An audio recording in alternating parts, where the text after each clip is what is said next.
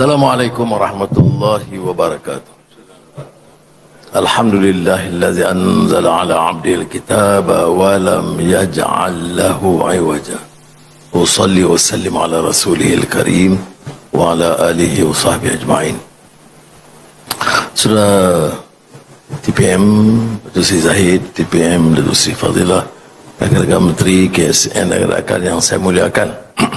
Kita baru menyambut perayaan hijratun Nabi Muhammad sallallahu alaihi wasallam dari Makkahul Mukarramah ke Yathrib yang kemudian dikenal sebagai Madinatun Nabi atau Madinah Al-Munawwarah.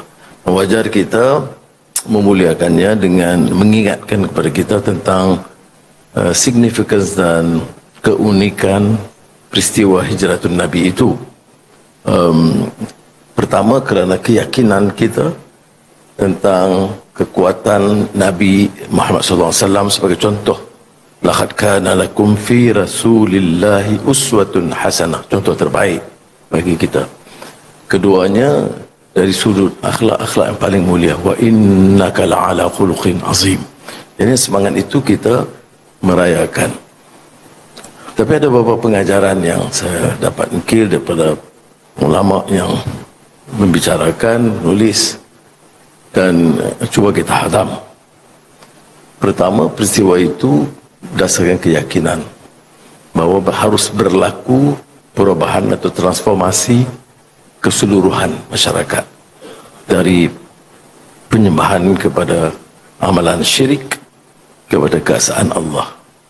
Budaya yang terikat dengan fahaman asabiyah yang menyesatkan, menilai kepentingan suku atau kaum atau kabilah kepada penilaian kebenaran dan keadilan berdasarkan prinsip hukum. Ketiga, meninggalkan amalan penindasan, pemerasan dan kezaliman. Itu yang apa yang periode hijrah. Abul Hasan Ali Nadwi, salah seorang ulama India yang tersohor, pernah menyampaikan pandangan dia tentang characteristics of a jahiliyah society. Maknanya bila orang yang berilmu itu memutablitkan kenyataan, mengiyakan apa yang palsu dan memalsukan kebenaran. Yang kedua, di antara yang punyai harta. Punyai harta itu masyarakat yang dia kata ciri characteristics of a jahiliyah society. Maknanya guna kekayaan untuk memunggah dan menimbul kekayaan dan memiskinkan rakyat dengan melalui pemerasan, riba dan sebagainya. Dan ketiga, yang berkuasa, guna kuasa untuk mempertahankan kedudukan mereka dan menzalimi dan menindas rakyat terbanyak. Jadi ini intisari daripada hijratun Nabi Muhammad SAW. Tapi apa yang berlaku dalam peristiwa itu juga pengajaran. Kerana anak muda Sayyidina Ali bin Abi Thalib radhiyallahu anhu, pengorbanan, keberanian, kecekalannya, peranan sahabat yang setia, yang waras, yang bijak, Abu Bakar Siddiq, mereka rakan yang setia menyimpan rahsia. Peranan wanita yang menyimpan rahsia, Asma binti Abu Bakar, yang sebenarnya boleh dipercayai, diyakini dalam persiapan hijrah. Jadi ada anak muda, ada wanita, ada sahabat setia. Dan ada yang bukan Islam. Abdullah Abu Uraiqah, sahabat Samaha, betul. Abu Uraiqah itu mufti boleh betulkan, itu Hakim boleh betulkan. Dia maknanya ada peranan. Saya tidak tahu sama keyakinan dia, tapi maknanya kesetiaan dia dipercayai kerana dia tahu tentang logistik perjalanan. Kawasan itu paling pintar, dia tahu lereng-lereng bukit untuk menyelamatkan Nabi Muhammad SAW. Jadi peranannya, kita belajar begitu. Ya. Dia tidak ada hijrah tanpa sumbangan. Pertama, keyakinan kepimpinan Rasulullah SAW, sahabat yang setia, yang tidak pertikai, anak muda Sayyidina Ali, wanita Asma, itu semua dia mikir. Kamu perjalanan dan sampai. Dan sebelum itu sebenarnya kita tahu, dia tidak berlaku begitu saja. Kita mesti ada reform, transformasi, langgar semua. Tak betul. Dia ada persiapan beberapa tahun sebelumnya yang disebut Bai'atul Aqabah Al-Ula dan Bai'atul Aqabah Al-Thaniyah atau Bai'atul Aqabah An-Nisa. Betul. Ustaz Naim. Bai'ah maknanya janji Aqabah di tempat Bukit Aqabah yang pertama dan yang kedua. Maknanya 2 tahun sebelumnya sudah ada persiapan di Madinah. Orientasi pemikirannya, kefahamannya. Dan yang keduanya dia disebut Bai'ah Aqabah An-Nisa, kerana wanita dari Madinah atau dari Yathrib masa itu datang ikrar kepada Rasulullah, kami patuh pada pimpinan, kami yakin dengan agama Islam. Okey, itu disebut Bai'ah Aqabah kedua, Al-Thaniyah ataupun An-Nisa, wanita. Baik, tapi tak begitu saja. Rasulullah tak menerima hanya mereka sekerana pengakuan mereka. Dia kirim, kalau tak salah saya, 2 orang, Mus'ab bin Umair dan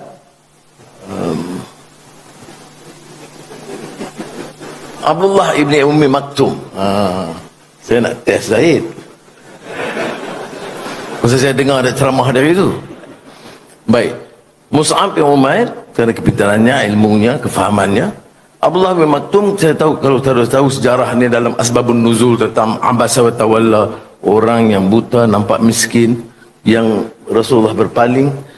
Kadang-kadang kita hanya berjumpa dengan ketua-ketua malam kerajaan perpaduan, ketua-ketua parti, kan? Contoh. Tapi dalam peristiwa Abdullah bin Maktum ni, kerana dia miskin dan buta, itu diperingatkan supaya dengar juga yang di bawah pengajarannya.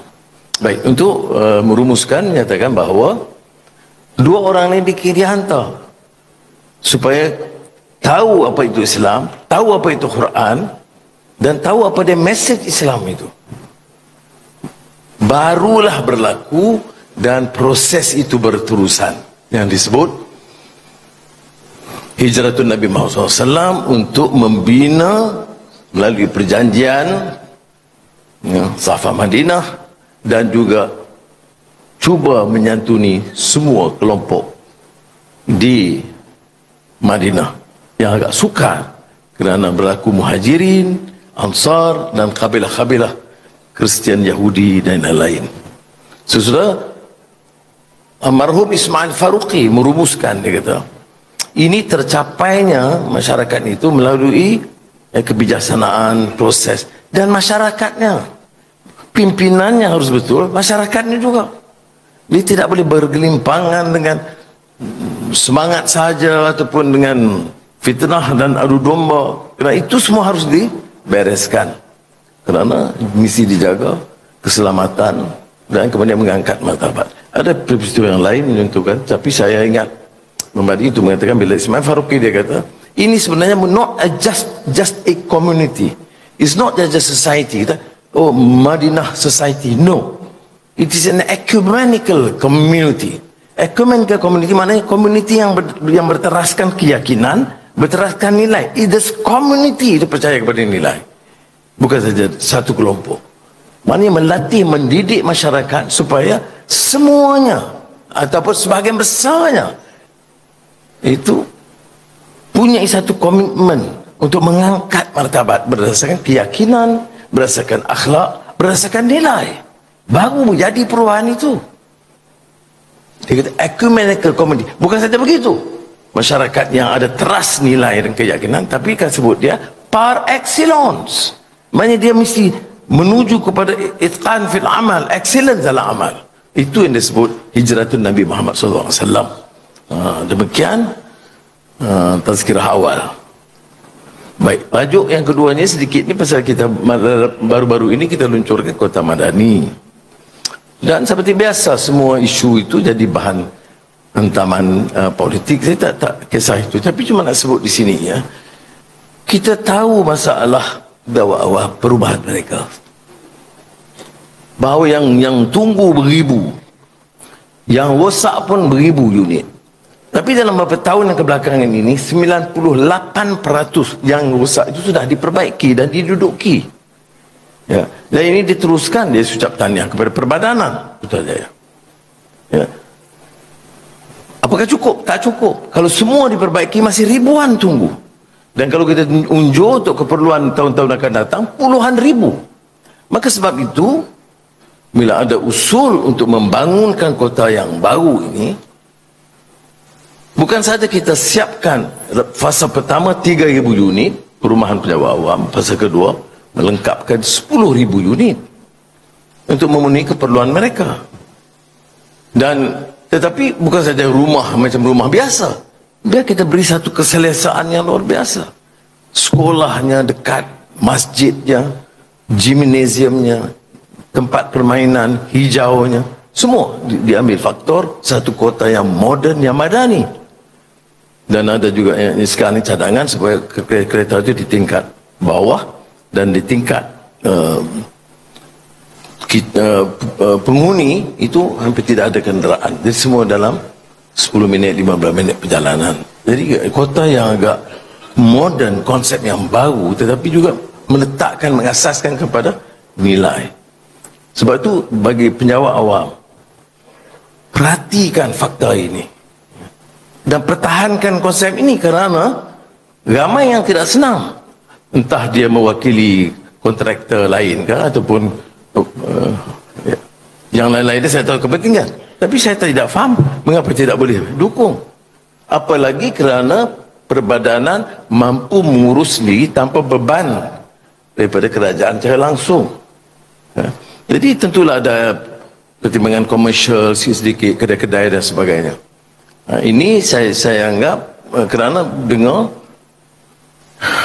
daripada KSN, KPP, tak habis-habis, rumah tak cukup, rumah tak cukup. Jadi kita cuba. Jadi saya harap rakan-rakan, kalau mau kita berikan penjelasan, biar perbadanan datang bagi, kalau perlulah jabatan-jabatan, kerana ramai yang juga akan yang lebih muda yang tunggu peluang menyewa ataupun menduduki rumah atau membeli, sekurang-kurangnya ada ruang dan dapat lihat. Kerana saya dalam konsep ini sebaiknya bukan sekadar membangun, tapi membangun rumah dengan nilai yang kita pertahankan. Ini kita bercakap soal konsep madani di sini, lebih bagi rumah, kita pakai rumah pangsa biasa. Tak kena. Itu percubaan kita. Baik. Keduanya soal yang dibangkitkan tentang SST. Saya lihat ada beberapa mahasiswa dia mengeluh, katanya kadar elektrik naik. Saya tak faham. Mungkin dia, betul saya tidak tahu. Dia ni mewakili, selalu saya sebagai pejuang mahasiswa dulu, kita kata kita ini conscience of the majority. Mewakili hasrat perjuangan hati nurani rakyat terbanyak.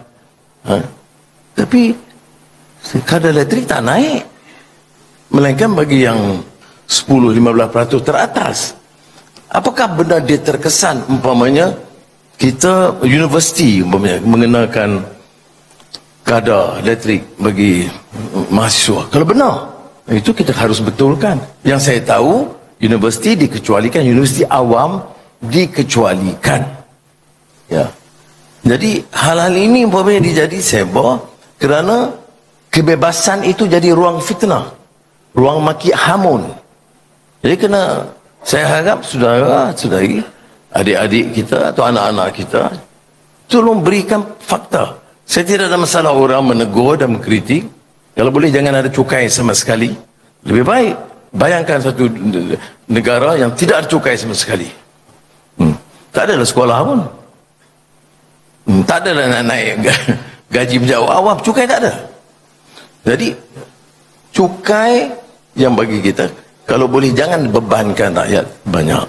Sebab itu kadar elektrik yang diputuskan oleh rakan-rakan menteri, oleh jemaah menteri, itu elak daripada membebankan. Tapi andai kata ada satu dua yang terkena, wallahualam, boleh kita baiki. Tapi untuk menyatakan kami menentang kenaikan elektrik ini, cukai-cukai bertambah, saya tak betul. Begitu macam SST. Bila kita kenakan kepada buah-buahan import, kerana saya fikir sampai masa tanah subur, boleh tanam apa pun belakang rumah. Maka kita mula dengan kadar yang ambil keputusan ketat, iaitu jangan Maknanya kenakan sedikit tarif ataupun cukai bagi buah-buahan import. Kemudian Datuk Sri Zahid dan rakan-rakan ada yang mengatakan apple, limau, kurma. Apple, limau, kurma. Itu 3 yang Datuk Sri Zahid makan. Jadi dia kata jangan kenalkan tu. Jadi saya pergi cek balik dengan Kementerian Kewangan, ada Sabah je kerana limau yang agak murah yang dimakan. Jadi kita boleh kecualikan, boleh. Walaupun umumnya saya katakan jarang berlaku di mana Kementerian Kewangan bila buat keputusan dia nak ubah suai dalam masa singkat. Tapi kita boleh dengar macam kurma tahun depan bulan Ramadan. Jadi kita rasa ramai yang gunakan, jadi boleh kita ubah suai. Tapi untuk mengatakan bahawa yang membakar rakyat itu kita harus teliti lah ya. Dan begitu juga dengan syarikat-syarikat SMEs ni, yang terutama yang peringkat kecil. Dia minta threshold itu 500,000 terlalu rendah. Dia kata naikkan lagi. Dia minta 1,5 juta. Kita naikkan jadi 1 juta. Itu dah diumumkan. Jadi saya minta cuma boleh tegur, tapi biarlah tengok faktanya dan keperluan kita dalam negara ini. Ya. Yang khair ialah tentang penjawat awam atau hakim, mana-mana pegawai yang tempoh persaraan dia. Dia ada prosedur dia. Tempoh persaraan. Dia tidak automatik. Bila kita bersara, tidak automatik sambung. Dalam keadaan ini, saya ditegur. Maknanya ada satu kempen. Mesti sambung orang ini, jangan sambung orang ini. Ini maknanya jadi institusi yang patut ada integriti dan bebas itu sudah dipolitikkan. Bila jadi wacana umum politik, maknanya kalau tak sambung, kumpulan ini setuju. Sambung, kumpulan ini setuju. Jadi tidak wajar lagi. Apa yang berlaku ialah prosesnya. Ada yang mengatakan ini kuasa Perdana Menteri mutlak. Tidak. Kalau sudah faham perlembagaan, sudah tahu prosesnya. Ada Suruhanjayanya, ada Perdana Menterinya, ada yang dapat Tuan Agungnya. Itu juga pelantikan. Kalau pelantikan baru yang dapat Tuan Agung, kemudian dibentangkan untuk perbincangan dengan Majlis Raja-Raja. Jadi semua hal itu harus diikuti. Jadi bila satu kes umpamanya disambung, khianat. Satu kes tak sambung, khianat. Jadi kalau saudara dalam kedudukan Perdana Menteri, terima je lah ya. Sabar. Tapi saya nak sebut sini itu keadaan dia. Saya rasa bila institusi begini dipolitikkan, maknanya jadi pada umum. Dengan keputusan ini makna ada pengkhianatan berlaku. Jadi kalau saya besok umpamanya penjawat awam katalah PSN, maknanya 6 bulan sebelum dia habis, dia kempen habis-habisan. Kalau tak sambung, khianat. Dan kumpulan yang setuju pula dengan dia, kalau tak setuju dengan dia pula, kata kalau sambung, khianat. Jadi tak boleh, tapi tak pernah berlaku begitu. Dan tidak harus berlaku begitu. Bahawa dalam institusi, apalagi badan kehakiman, kerana badan kehakiman itu bebas. Dia kita lobby dan sebagainya, tidak. Sebab tu saya elak dari menemui mana-mana hakim kanan, melainkan ketua hakim negara untuk bincang, meluruskan, dan saya ucap terima kasih kerana selama ini hubungan cara pribadi dan perbincangan itu baik. Tafsiran di luar itu soal lain. Bagi saya, hubungan isu-isu yang dibangkitkan, saya dengar, dan dalam semua perjumpaan itu, saya tidak pernah campur dalam isu penghakiman. Dia apa yang dia nak putus, itu keputusan mereka. Saya tidak pernah campur. Tapi itu pun dipolitikkan. Kalau Datuk Seri Najib minta maaf, saya sebut, itu dapat di NAA, itu PM campur tangan dan khianat. Salah kena bagi di NAA. Kemudian itu satu pihak. Kemudian saudara Sadiq baru-baru yang dapat NAA pun dari satu pihak salah juga. Kalau tak dapat DNA pun salah juga. Saya kata bukan urusan saya. Soal saya setuju atau tidak, pendapat peribadi saya itu bukan isu. Kita kena hormat hakim, keputusan yang dibuat. Kalau ya, itu yang berlaku. Kerana dalam kedua kes ini saya tengok umpamanya dia pandangan berbeza. Ada orang sokong DNA di sini, tak sokong di sini. Ada sokong di sini, tak sokong. Saya rasa aneh. Kita kena faham. Harus ada warasan dan pertimbangan. Dia ada badan kehakiman yang bebas. Dia bagi DNA. Lihat, setengah orang dia tak tahu pun kes apa. Tak tahu, tapi tak boleh. Kerana orang itu patut di penjara. Tak boleh DNA. Kes, tak perlu kes. Dia tak boleh. Kena hukum. Maka itu tak payahlah. Macam dulu lah. Saya tahu lah, saya pernah kena. Dah putus saja. Belum charge pun. Belum ada laporan polis pun.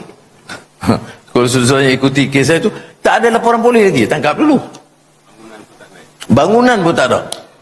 Kalau saudara ikuti lah. Charge itu di satu bangunan pun tidak ada. Tapi kenal juga. Kita tak boleh ulang begitu.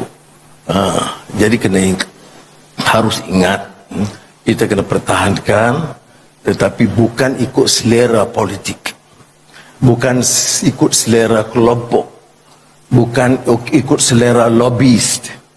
Dalam satu-satu kes umpamanya ada kelompok elit Guam yang setuju, ada jamaah yang ramai pada badan Islam yang menentang.